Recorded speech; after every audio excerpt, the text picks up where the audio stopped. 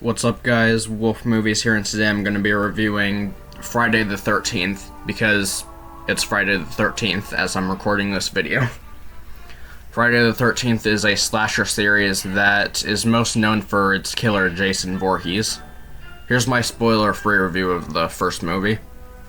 This movie isn't the best. I honestly like more of the sequels more than this movie, but I do still think that every horror fan should watch it at least once. Now onto my spoiler-filled review.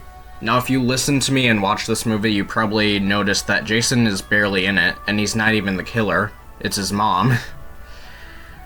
That is why I like to watch reactions of this movie more than the actual movie, because most people are surprised by this.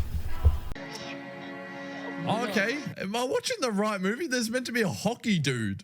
So that little lady has been butchering all these people?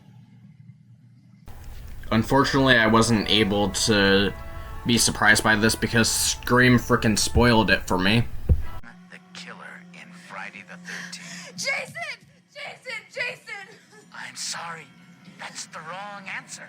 Saw that movie 20 goddamn times! Then you should know Jason's mother, Mrs. Voorhees, was the original killer. Jason didn't show up until the sequel. But why is Jason's mom killing a bunch of camp counselors? Well, it's because Jason drowned back in the 50s because some counselors were not watching him. This doesn't really make sense to me.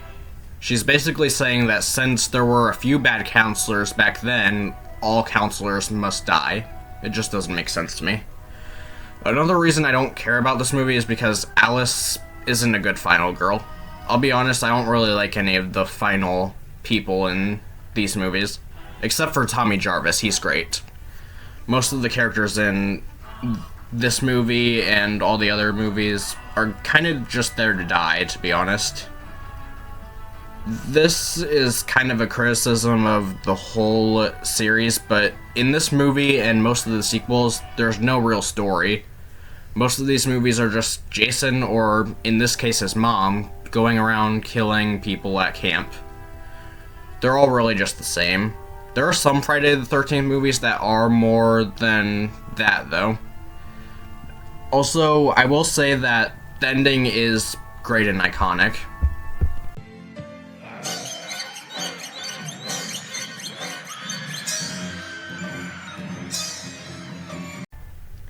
I knew this was coming when I first watched this, but I still jumped for some reason.